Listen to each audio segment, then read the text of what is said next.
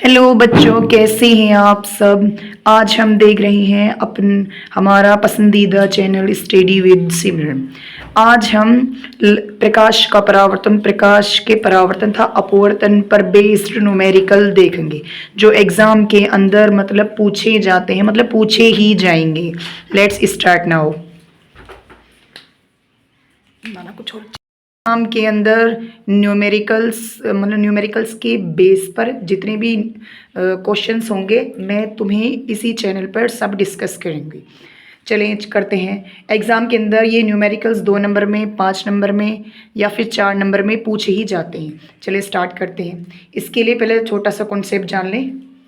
यदि दर्पण का फॉर्मूला क्या होता है, 1/f is equal to 1/v plus के 1/u, ये दर्पण का फॉर्मूला होता है। यदि यहाँ पर दर्पण की जगह लेंस होता तो यहाँ पर फॉर्मूले में हम माइनस आ जाता। इतना डिफरेंस रहता है दर्पण और आपका लेंस में। सबसे पहले हम ये जान लें कि f क्या है, मतलब किससे दर्शाते हैं इसे, v क्या है और u क्या है, ताकि हम न्यूमेरिकल के अंदर लैंग्वेज को अच्छे से पहचान सकें। चलें, यहाँ पर f का मतलब है फोकस दूरी। क्या है बच्चों f का मतलब? फोकस दूरी। और u होता है वस्तु की दूरी, वस्तु की दूरी। और v होता है आपका प्रतिबिंब की दूरी, और v है उसमें प्रतिबिंब की दूरी। देखिए u वस्तु की दूरी, मतलब वस्तु को हम बिंब भी कह सकते हैं। बिंब का मतलब ही वस्तु होता है। अब जो क्वेश्चंस के अंदर कहीं दी हुई है वस्तु की दूरी तो u की वैल्यू है, यदि दी हुई है प्रतिबिंब की दूरी तो v की वैल्यू है, और दी हुई है फोकस दूरी तो वो f की वैल्यू है। चलिए क्वेश्चन पर स्टार्ट करते हैं। देखिए क्वेश्चन पढ़े। किसी एक ऑटोमोबाइल का में पीछे का दृश्य देखने के लिए, मतलब कोई ऑटोमोबाइल है उसमें पीछे का दृश्य देखना है, उपयोग में होने वाला कौन सा उत्तल दर्पण की वक्रता त्रिज्या बोले तो r। तो यहाँ पर r कितना दिया हुआ है? r बराबर है बच्चों कितना तुम्हारा? 3 मीटर। 3 मीटर। ठीक, आगे बढ़े। यदि एक बस इस दर्पण से 5 मीटर की दूरी पर स्थित है, बस है, बस क्या है? वस्तु है, मतलब u की वैल्यू कितनी है? 5 मीटर। कितनी बच्चों? 5 मीटर। आगे बढ़े। दूरी पर स्थित है तो प्रतिबिंब की स्थिति ज्ञात कीजिए। प्रतिबिंब की स्थिति का मतलब मैंने अभी आपको बताया, वो क्या है तुम्हारा? v बराबर ज्ञात करना है।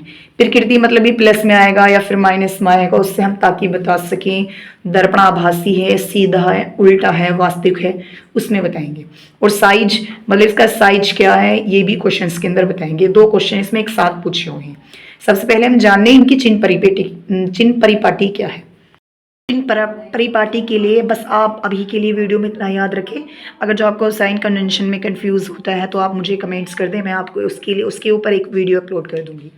देखिए, यदि दर्पण कोई सा भी आ जाए, दर्पण हो या फिर लेंस हो, अगर अवतल दर्पण आ रहा है या फिर अवतल लेंस आ रहा है, उसमें सब कुछ माइनस ही रहता है। अगर उत्तल दर्पण आएगा उसमें u बराबर माइनस रहेगा, बाकी सारी की सारी वैल्यूज़ जो होंगी वो आपकी पॉजिटिव रहेंगी। देखिए r इसलिए यहाँ पर क्या है तुम्हारा? पॉजिटिव मानेंगे। और u, लेकिन यहाँ पर उत्तल दर्पण है, उत्तल दर्पण में सिर्फ u ही माइनस रखा जाता है, तो यहाँ पर मानेंगे हम माइनस। यहाँ पर मुझे v निकालना है। उसके बाद देखिए क्या निकालना है। यदि क्वेश्चंस के अंदर i दी हुई होती या फिर i पूछता और उसके बाद o वैल्यू दी हुई होती, o बोले तो प्रतिबिंब की वस्तु की लंबाई दी हुई होती, तो उसके बाद हम उसमें फॉर्मूला दूसरा लगाते हैं। लेकिन यहाँ पर सिर्फ साइज पूछा है, वैल्यू नहीं दी हुई o की, तो यहाँ पर हम इसका मतलब यह है कि यहाँ पर इसने आवर्धन पूछा है। आवर्धन मतलब मैग्निफिकेशन पूछा है, बोले तो m बराबर भी इसमें पूछा है। तो क्वेश्चन सोल्व करते हैं, देख कैसे करेंगे। नेक्स्ट, अभी मैंने आप सभी को बताया कि इसका फॉर्मूला क्या है।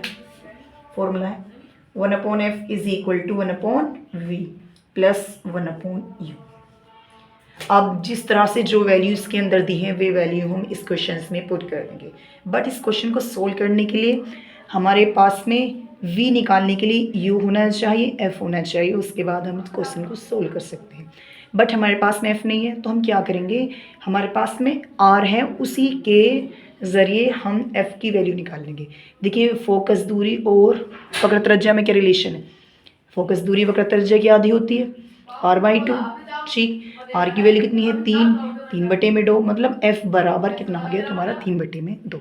तो यहाँ पर जो f की वैल्यू दी है इस क्वेश्चन के अंदर उठा के रख दें, या फिर आप सपोज कर लें इसे समीकरण 1 मान लो, इक्वेशन फर्स्ट मान लो, या फिर इसे इक्वेशन सेकंड मान लो। समीकरण 1 की वैल्यू समीकरण 2 में रखेंगे आप, रखें 1 f की वैल्यू कितनी है 3/2 इज इक्वल टू 1/v, क्योंकि ये पूछा है ऐसा के ऐसे ही रखेंगे, प्लस 1/u, u की वैल्यू कितनी है -5। ठीक, देखिए हम कैसे करेंगे, जो बटे से बटी चीज़ होती है वो कहाँ जाएगी आपकी ऊपर, तो 2/3 लिख सकते हैं is equal to 1/v plus minus minus 1/5। मुझे v निकालना है, तो ये वाली वैल्यू किस में, इधर माइनस में, बराबर की तरफ जाएगी तो किस में हो जाएगी, प्लस में। क्योंकि ऐसा इसलिए हुआ, यदि बराबर की साइड में जो वैल्यू होती है बराबर की दूसरी तरफ लेकर जाते हैं तो उसका जो चिन्ह होता है वो चेंज हो जाता है। यदि प्लस है तो उसका इधर जाने के बाद में निगेटिव हो जाएगा, यदि निगेटिव है और बराबर के इधर साइड में जाने के बाद में पॉजिटिव हो जाएगा। तो यहाँ पर क्या है बच्चों, माइनस, तो इधर आने के बाद में क्या हो जाएगा, ये प्लस हो जाएगा। तो करें 2/3, इधर पहुँच गया प्लस 1/5 1/v।